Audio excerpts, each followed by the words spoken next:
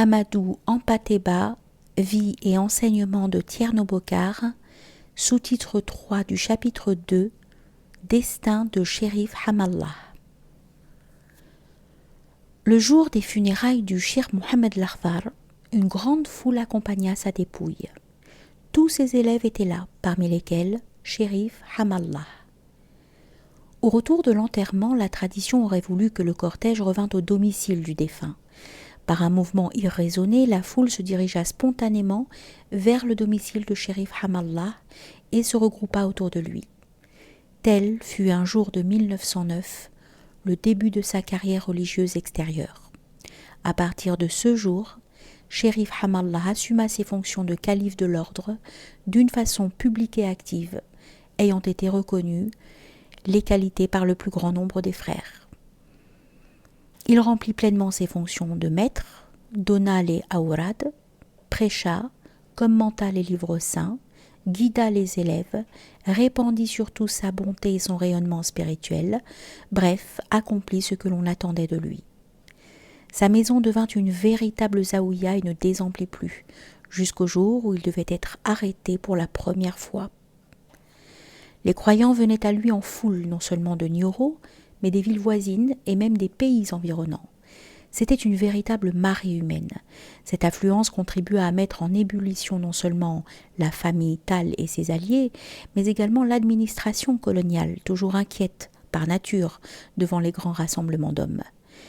En 1920, l'écrivain Paul Marty, fonctionnaire de l'administration coloniale, écrivait, nous le citons, « Chérif Hamallah n'est encore qu'une source bouillonnante, mais une source qui, on peut le prévoir par la force naissante de son courant, la vertu qui de toutes parts s'attache à ses eaux et à la convergence des ruisseaux voisins, va devenir un grand fleuve. » Fin de citation. Ainsi que Tierno Bokar devait me l'expliquer un jour, Chérif Hamallah avait pris sa chefferie spirituelle au moment même, en 1909, où le monde entrait dans un cycle de Mars, cycle de troubles, de conflits et de guerres. Tout saint ou prophète, me dit-il, dont l'avènement coïncide avec le début d'un cycle de Mars, rencontrera plus de déboires que de jours paisibles, ce qui ne diminue en rien sa valeur spirituelle. Notre grand maître, le Cheikh Ahmed Tijani, avait recommandé à ses grands élèves « Si vous êtes calomniés, ne calomniez pas. Si vous recevez des coups, ne les rendez pas. Si quelqu'un vous refuse une faveur, vous accordez-lui-en. » Chérif Hamallah, ajouta Tierno, a respecté jusqu'au bout ce commandement. Le cycle de Mars qui avait commencé en 1909 devait se terminer en 1945. À cette date, depuis 2 ans à peine, Chérif Hamallah reposera dans le cimetière de Montluçon, mort des suites de sa déportation. Comment la situation avait-elle pu s'aggraver au fil des années jusqu'à en arriver à ce point extrême? Lorsque Chérif Hamallah apparut sur le devant de la scène religieuse, le conflit entre 12 grains et 11 grains, conflit d'origine purement humaine et non religieuse, existait déjà. Il ne fit qu'en héritier. La flambée d'enthousiasme dont il fut l'objet et le succès qu'il rencontra ne pouvaient que contribuer à attiser le feu qui couvait chez tous les tenants des 12 grains. Les choses en restèrent cependant là jusqu'à ce qu'une affaire tout à fait banale, dite affaire de la théière, affaire purement humaine et où le shérif n'avait aucune part, vienne mettre le feu aux poudres et donner un caractère ouvert et irréversible au conflit. Un interprète nommé Mamadou Salim avait fait exécuter par un artisan une théière en argent dont il avait confié la garde à sa femme, une descendante d'El Hadj Omar. Cet interprète avait pour maître Tierno Sidi, celui-là même qui, à Nioro, avait été initié aux 11 grains par Cheikh Mohamed Lakhvar. Un jour, désirant honorer son maître par un cadeau, il lui fit don de sa théière. Quelque temps plus tard, le malheur voulut qu'il fût arrêté par les autorités françaises et emprisonné. Il mourut au cours de sa détention, laissant sa famille sans ressources. Sa femme se souvint alors qu'un jour, elle avait vu remettre la théière d'argent à un commissionnaire de Tierno Sidi. Elle fit demander à ce dernier de lui rendre la théière afin de pouvoir la vendre. Tierno Sidi lui fit répondre que malheureusement la théière ne lui avait pas été prêtée mais donnée, et qu'à ce titre, il avait à son tour donné un tiers, qui était le chef maure de Tichit.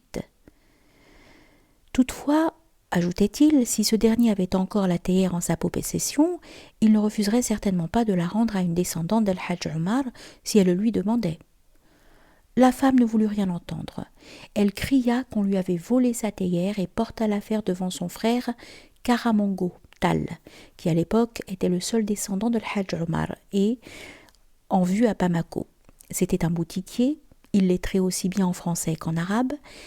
Fort embarrassé, il convoqua tous les anciens sofas d'Al-Hajj Omar ainsi que les captifs et les griots qui se réclamaient de son obédience. Une fois réunis, il leur exposa l'affaire. Ces auditeurs qui, pour la plupart, étaient devenus boys ou cuisiniers chez les Français installés dans la ville, décidèrent de convoquer tous les tout-couleurs présents à Bamako. Or, il se trouvait que parmi tous les tout-couleurs de Bamako, 2 seulement appartenaient à une famille noble et lettrée, Bokar Diafara et mon père adoptif, Tidjani Amadou Ali Thiam, le fidèle ami de Tierno Bokar. Quand tout le monde fut réuni et que Karamago Tal eut exposé les griefs de sa sœur à l'endroit de Tierno Sidi, mon père Tidjani Amadou Ali prit la parole. Nous le citons. Tierno Sidi est aujourd'hui la personnalité la plus marquante de Fouta, dit-il, aussi bien par ses connaissances que par sa piété. De plus, c'est un grand muqaddim. Ses liens avec la famille d'Al-Hajj Omar sont puissants. Aussi sied-il mal que pour une théière, nous entrions en conflit avec lui. Je propose que chaque tout-couleur présent à Bamako, noble ou serviteur, verse une cotisation afin de réunir une somme de 300 francs qui sera remise à la sœur de Karamago Tal en dédommagement de sa théière.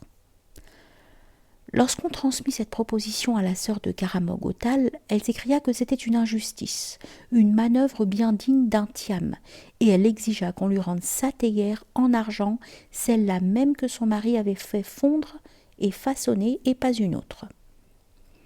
Aussitôt, les tout-couleurs tinrent une nouvelle réunion et envoyèrent 2 émissaires chez Tierno Sidi pour le convoquer et lui demander de venir leur fournir des explications. Une telle demande, dans le cadre des traditions africaines fondées sur le respect des hiérarchies, était totalement déplacée. Aussi, Tierno Sidi répondit-il aux émissaires. En raison de mon âge, de ma qualité et de mon grade dans la tariqa, c'est à moi qu'il appartient d'appeler une assemblée de tout couleur, et non à elle de me convoquer. Toutefois, si une convocation m'est adressée personnellement par le petit-fils d'Al-Hajj Omar Tal, Karamogo Tal, je suis prêt à lui répondre par respect pour son grand-père. Malheureusement, les émissaires avaient été mal choisis. L'un était connu pour sa réputation de faiseur d'histoire, l'autre pour son opposition à Tierno Sidi. C'est donc tout à fait d'accord qu'à leur retour, ils transmirent à l'Assemblée des tout-couleurs une réponse résumée à leur façon. « Nous avons fait la commission à Tierno Sidi, dirent-ils, mais il nous a fait savoir qu'il n'avait pas à répondre à une assemblée d'incirconcis, autant dire en langage clair, à une assemblée de petits gamins sans importance. » Des cris d'indignation fusèrent de toutes parts. S'estimant insultés, les tout-couleurs se dressèrent contre Tierno Sidi comme un seul homme, sauf mon père Tidjani, et décidèrent d'organiser une campagne à leur manière en vue de le perdre. Travaillant pour la plupart chez des membres de l'administration coloniale, ils étaient bien placés pour agir. Chacun reçut pour mission de monter son patron contre Tierno Sidi en traçant de ce dernier le plus noir des portraits. Au bout de quelque temps, ce travail de sape fit son œuvre. De plusieurs sources, le commandant du cercle de Bamako commença à entendre parler d'un marabout 11 grains, incarnation même de la malhonnêteté de tous les défauts possibles. Lorsqu'il estima que tous les esprits avaient été suffisamment préparés, Karamogo Tal, au nom de la communauté tout couleur de Bamako, porta plainte en justice contre Tierno Sidi pour détournement d'une théière d'argent ayant appartenu à une veuve. Le commandant du cercle, indisposé contre Tierno Sidi par son entourage, le convoqua en ses bureaux. Sans même vouloir entendre ses explications, il envoya l'affaire devant le tribunal indigène. Mais Karamagotal et ses amis avaient déjà circonvenu l'assesseur du tribunal, lui promettant de réaliser son rêve, devenir imam de la mosquée de Bamako, s'il les aidait à gagner leur procès. Le procès eut lieu, Tierno Sidi le perdit et fut condamné à rendre la théière dans un délai d'1 mois, faute de quoi il serait incarcéré. Heureusement pour lui, il put récupérer la théière auprès du chef Mour de Tichit et la remettre au commandant du cercle dans les délais fixés. L'affaire paraissait donc close, du moins pour Tierno Sidi. En fait, elle allait marquer le commencement d'une guerre sans merci contre tous les 11 grains, quels qu'ils soient et d'où qu'ils viennent. Enivrés par leur succès facile contre un homme de l'envergure de Tierno Sidi et découvrant la force que représentait leur union, les tout-couleurs tinrent une nouvelle assemblée où ils décidèrent de porter le conflit sur un autre plan. Karamogotal les harangua. Tierno Sidi et sa famille sont traîtres à El Hadj Omar puisqu'ils ont choisi la formule des 11 récitations, déclara-t-il. Il nous faut maintenant les amener à reprendre la formule des 12. Sinon il y aura rupture totale entre notre clan et leurs partisans. Aucun boutiquier ni marchand tout couleur ne leur vendra plus rien. Ils seront tenus par tous en quarantaine. Mon père Tidjani Amadou Ali Thiam, de qui je tiens tous les détails de cette affaire, était présent à cette réunion. Une nouvelle fois, il s'efforça de faire entendre le langage du bon sens, mais en vain. Oserais-tu, toi, Karamogotal, et tous ceux qui sont présents ici, attaquer Tierno Sidi sur le plan religieux? Si une contestation d'ordre religieux doit être soutenue avec Tierno Sidi, c'est à d'autres de le faire, et certainement pas à vous qui ne connaissez rien. En effet, sur les 500 personnes présentes, toutes étaient illettrées, sauf Tidjani Amadou Ali lui-même. Furieux de ces paroles, les tout-couleurs écartèrent mon père de leur assemblée.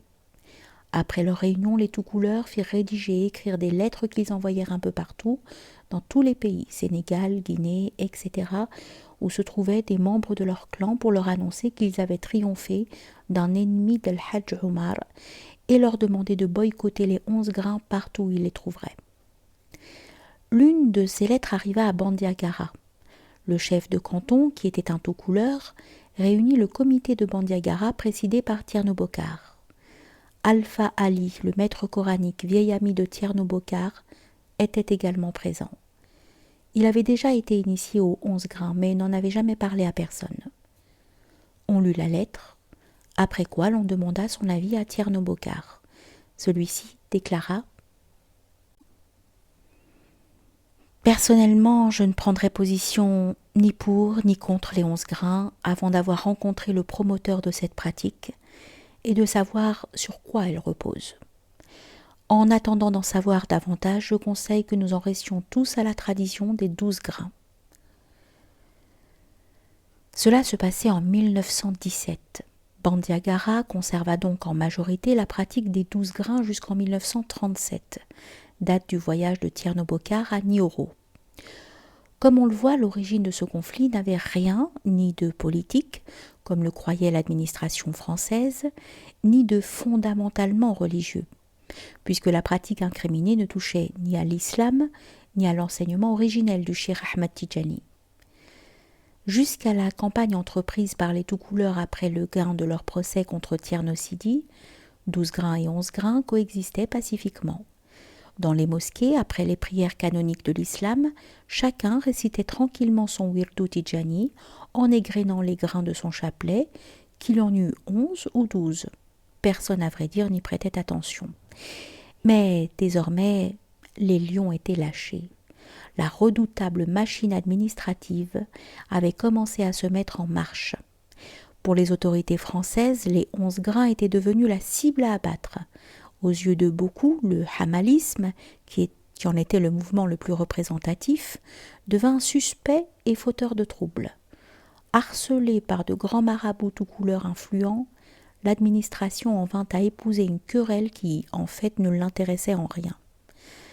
De son côté, Chérif Hamallah ignorait la stratégie de l'intrigue et vivait dans un monde étranger aux règles extérieures de la diplomatie. À l'égard de l'administration française, jamais il ne se départit d'une attitude de parfaite dignité, mais de totale indépendance qui pouvait faire penser à du dédain, voire à de l'hostilité. Il ne cherchait aucun honneur, ne se souciait pas d'obtenir des médailles, ne rendait pas visite aux autorités de l'époque, ne faisait sa cour à personne, bref, tenait à rester en dehors de toutes les questions temporelles. Attitude dangereuse en un temps où l'administration coloniale n'avait que trop tendance à penser que qui n'était pas avec elle était contre elle. Il n'en fallut pas plus pour que les autorités, inquiètes du succès populaire grandissant du shérif et poussées par les tout-couleurs, le considérassent comme un dangereux rebelle, fomentant dans le secret de sombres complots et attendant l'heure propice pour déclencher la révolte. En 1920, Paul Marty pouvait encore écrire, nous le citons, « Vis-à-vis de nous, l'administration française, son attitude est correcte mais réservée. Il ne vient au bureau du cercle que sur un appel formel. Il semble qu'avec un peu d'habileté, on l'apprivoiserait très vite. » Fin de citation. Malheureusement, l'administration ne voulut pas écouter les conseils de Paul Marty, pourtant mieux informé qu'elle des réalités locales en raison de sa qualité de chargé des affaires musulmanes, bien introduit auprès des marabouts de toute obédience. Elle préféra écouter ceux qui agitaient l'épouvantail du désordre et de la révolte, laissant présager les pires ennuis en provenance des hamalistes. Ainsi va l'histoire. Dès lors, la situation ne cessa de s'aggraver. On faisait endosser au shérif la responsabilité du moindre incident et l'on en prenait prétexte pour persécuter ses élèves. Ce fut le début des arrestations et des déportations en masse. Une rixe anodine survenue à Nioro en 1923 motiva la convocation de shérif Hamallah à Bamako, à 600 km de son domicile. Le gouverneur, monté contre lui par son entourage, le reçut d'une façon grossière, nous le citons. « On dit que tu prétends parler directement avec Dieu. Demande-lui donc si tu peux de me casser la tête avec le toit de mon palais, s'exclama-t-il. Par l'intermédiaire de l'interprète, le shérif fit la réponse suivante. Interprète, dis au gouverneur de mieux ouvrir sa bouche, littéralement en bambara, de faire de meilleurs vœux. Je n'ai pas à m'adresser à Dieu pour demander sa vie ou sa mort. Je sais seulement que lorsque Dieu met un homme à la tête ne serait-ce que de 5 personnes, c'est qu'il a de la considération pour lui. À plus forte raison quand il le place à la tête d'un pays aussi grand que le Soudan. Or, quand Dieu a de la considération pour un homme, il exauce ses vœux. Il aurait donc mieux valu pour le gouverneur demander à Dieu de vivre longtemps afin de bien bénéficier de la fonction qu'il occupe. Vivre est certainement meilleur que mourir, car ici, au moins, il est assuré d'avoir une place excellente, tandis qu'il ignore s'il en sera de même dans la vie future. On comprendra aisément que pour un gouverneur tout-puissant exclusivement habitué à entendre « oui, monsieur le gouverneur »,« à vos ordres, monsieur le gouverneur », de telles paroles étaient inadmissibles. Au comble de la colère et de l'indignation, il décréta immédiatement la déportation du shérif. On ne permit même pas à celui-ci de retourner à Nioro voir sa famille. On lui passa les menottes et, séance tenante, il fut conduit sur Saint-Louis du Sénégal, où il fut placé en résidence surveillée. En 1924, des incidents survinrent à Kifa, actuellement la Mauritanie. Bien que le shérif se trouvât à cette époque en résidence à Saint-Louis, on l'en rendit personnellement responsable. On en prit prétexte pour le retirer de Saint-Louis, où son influence commençait à rayonner sur la population et à entraîner de nombreuses conversions, et on le transféra à Mouderdra en Mauritanie. En 1930, alors qu'il se trouvait toujours à Mouderdra, des bagarres éclatèrent à Kaïdi au Sénégal entre des membres de l'ethnie Marka. Le promoteur de ces incidents était parfaitement connu, mais c'était un hamaliste. Aussi en imputa-t-on la faute à Chérif Hamallah qui, de Mouderdra, fut déporté en Côte d'Ivoire à Adjopé, dans une zone particulièrement humide. Sans doute n'ignorait-on pas que la meilleure façon de tuer un maure, habitué à vivre sous une tente au grand air, était de le faire vivre dans une maison humide. Dès lors, l'accès de la Côte d'Ivoire fut interdit à tous les Maures afin que nul ne puisse prendre contact avec le shérif. C'est pourquoi, jusqu'en 1936, date du retour du shérif au Soudan, les Maures furent constamment expulsés de Côte d'Ivoire. Pendant toute cette période, la vie devint intenable pour les hamalistes. Toute difficulté rencontrée par l'administration ou que ce soit leur était imputée. Si quelqu'un refusait de payer ses impôts, on l'accusait de hamalisme. Pour se venger d'un ennemi, il suffisait de le dénoncer comme dangereux hamaliste, et il était embarqué sans autre explication. Les fidèles de Shérif Hamallah, notamment tous ses principaux muqaddim, furent déportés et dispersés aux quatre coins de l'Afrique occidentale et équatoriale française. Mais par un curieux retournement de sort, ces mesures allaient à l'encontre du résultat recherché.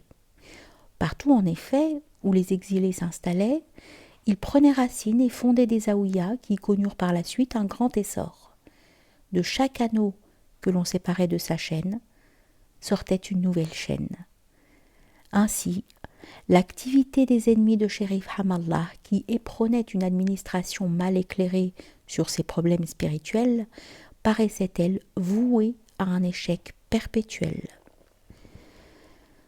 En 1936, grâce à l'événement du Front populaire, tous les détenus politiques furent libérés par décision du gouvernement français. Shérif Hamallah put quitter enfin la Côte d'Ivoire et rentrer à Nioro. Mais ses ennemis étaient toujours là, et il n'avait pas désarmé. Les grands marabouts tout couleurs, voyant l'administration nouvelle se désintéresser du shérif, craignirent que les prérogatives dont il jouissait ne passent à ce dernier dont l'audience populaire ne cessait de croître. Aussi décidèrent-ils une nouvelle fois de lui nuire et cherchèrent-ils un prétexte sur lequel s'appuyer. Ils ne tardèrent pas à le trouver. Shérif Hamallah, à son retour, avait déclaré à ses élèves qui lui faisaient fête « Ce ne sera pas pour très longtemps.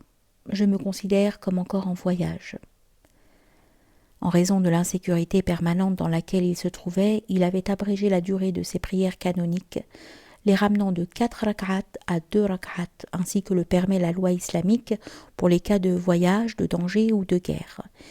Il n'avait conseillé à personne de l'imiter, ce qui n'empêcha pas certains de ses élèves, particulièrement ceux qui appartenaient à l'ethnie Marca et qui étaient perpétuellement en voyage pour leur commerce, de suivre son exemple. Dès qu'ils apprirent la chose, les antagonistes de Shérif Hamallah coururent prévenir les autorités françaises que Shérif Hamallah préparait la guerre sainte, puisqu'il priait par 2 rak'at au lieu de 4.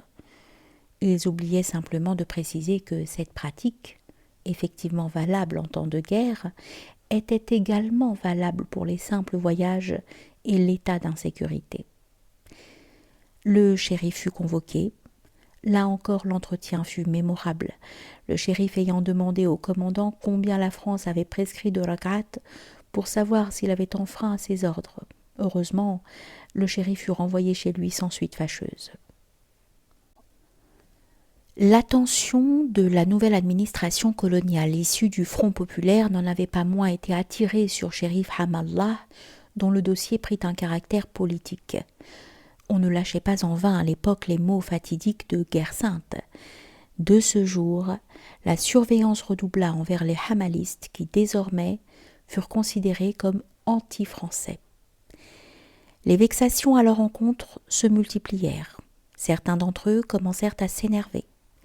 Cet état de persécution latente se poursuivit sans que pour autant l'administration française prît une décision nette à l'encontre du shérif. Déçus, les ennemis de ce dernier cherchèrent un nouveau moyen de lui créer des difficultés, dont autant que possible il ne pourrait se sortir. Ils le trouvèrent en organisant une provocation cruelle qui devait aboutir aux incidents fatals d'Assaba. C'était en 1940. Une famille maraboutique de Nioro, les Kaba Diakité, opposés à Shérif Hamallah, chercha à provoquer un incident. Il se trouvait que les Kabbas diakités étaient les hôtes, logeurs traditionnels d'une tribu maure ennemie du clan de Shérif Hamallah. Cette opposition ancestrale s'était encore accentuée du fait que les tribus apparentées au shérif avaient avec lui embrassé la Tijaniya, alors que les autres tribus relevaient de la Qadriya. Comme toujours, la religion servait de prétexte à un conflit d'origine purement humaine, en l'occurrence une rivalité tribale. Les Kabbas diakités demandèrent à leurs hôtes de provoquer leurs adversaires ancestraux, ce qui n'était pas pour leur déplaire. Ils n'y allèrent pas de main morte. Un jour où leur tribu s'était déplacée, ils croisèrent une caravane que conduisait le fils aîné de Shérif Hamallah. Immédiatement, ils se jetèrent sur la caravane, s'emparèrent du jeune homme et se mirent à l'insulter. « Toi et toute ta famille êtes de faux shérifs, mais nous allons en avoir le cœur net. Le feu de Dieu ne devrait pas brûler un shérif, n'est-ce pas ?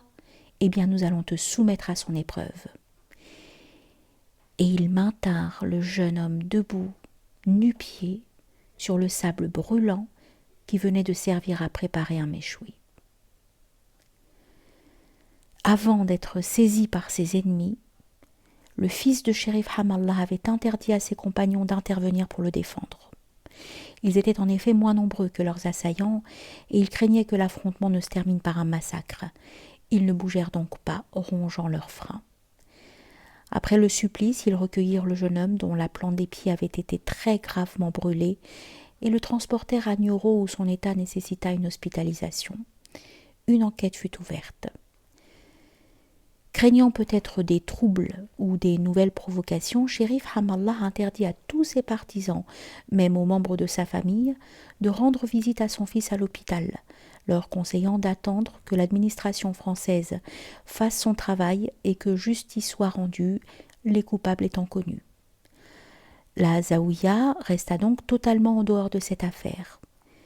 Ce mutisme inquiéta l'administration, qui se demanda si quelque chose ne se préparait pas. Pour tâter le terrain, le commandant convoqua Shérif Hamallah.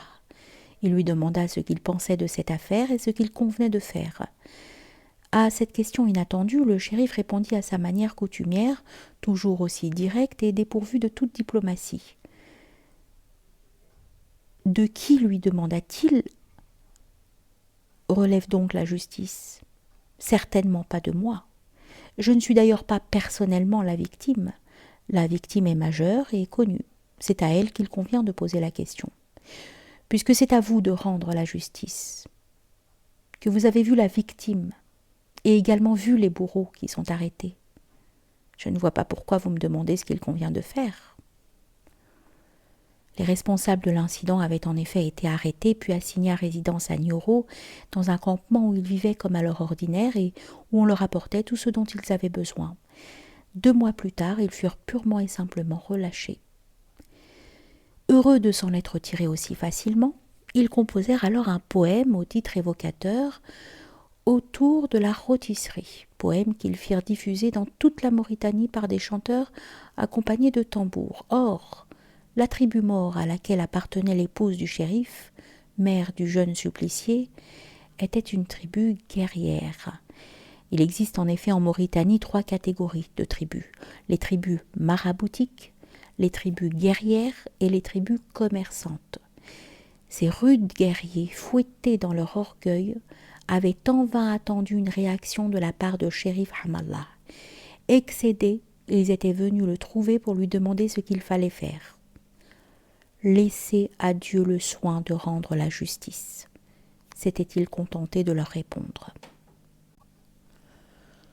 Sur le moment, ils acceptèrent de temporiser, et les choses auraient pu en rester là si leurs adversaires, ne voyant rien venir, n'avaient renchéri en composant un nouveau chant encore plus insultant que le précédent, adressé à tous les morts non tidjani et intitulé « Venez à la rescousse, il n'en résultera rien », c'est-à-dire vous ne risquez absolument rien.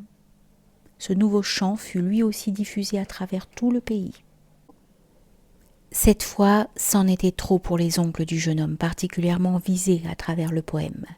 « Si Shérif Hamallah accepte de se laisser traîner dans la boue, dirent-ils, nous Nous montrerons à nos adversaires que, de tout temps, nous avons été leurs vainqueurs. » Cela dit, ils réunirent une troupe de guerriers et partirent en campagne contre la tribu qui avait attaqué leur neveu. La provocation portait ses fruits. Ils trouvèrent ceux qu'ils cherchaient au lieu dit Asaba, un site de dunes mortes. Hélas, ivres de fureur, ils massacrèrent tous leurs ennemis sur place. Il n'y eut presque pas de rescapés. Ayant le sentiment d'avoir vengé leur neveu, ils se calmèrent aussitôt, et lorsque 7 gardes civils, accompagnés d'un médecin, vinrent pour les arrêter, ils ne posèrent aucune résistance, alors qu'ils n'auraient pu n'en faire qu'une bouchée. Ce qui montre bien que leur action était purement privée et n'avait rien à voir avec la révolte anti-française dont on les accusa. La réaction de l'administration fut sévère. Nous étions, rappelons-le, en 1940, à un moment où la France était déchirée entre vichistes et gaullistes. Être accusé d'hostilité envers la France revenait à être accusé de complicité envers l'ennemi, en l'occurrence les gaullistes. L'administration, sensibilisée par les événements d'Europe, poussée à bout par les ennemis du shérif, qui présentait celui-ci comme un dangereux rebelle, ne pouvait imaginer que la réserve de cet homme venait avant tout de son détachement à l'égard des événements purement temporels, lui qui n'avait même pas voulu réagir devant le supplice imposé à son fils et qui s'efforçait d'appliquer en tout l'enseignement du Cheikh Ahmed Tidjani. Si vous recevez des coups, ne les rendez pas. Faute de comprendre, on supposait le pire. Une fois encore, on le considéra comme personnellement responsable des événements d'Asaba. Ne trouvant, et pour cause, aucune preuve de sa participation aux événements, il ne fut pas possible de le déférer devant le tribunal, mais on lui appliqua une formule administrative qui donnait au gouverneur le droit de déporter qui il voulait sur décision personnelle. Un matin, très tôt, un groupe de gardes vint le chercher. Vêtu d'un léger boubou de coton, il s'avança au-devant d'eux. Là encore, il s'interdit de réagir. Alors qu'un seul mot de lui aurait pu dresser des milliers d'hommes pour le défendre. Il ne voulut même pas rentrer dans sa maison pour y chercher des vêtements, de peur de réveiller sa famille et que le cri des femmes ne provoque une émeute. Il suivit donc les gardes pour ne jamais revenir. Les rares témoins de cette scène rapportèrent que ses seules paroles furent celles que l'on prononce au pèlerinage et devant la mort.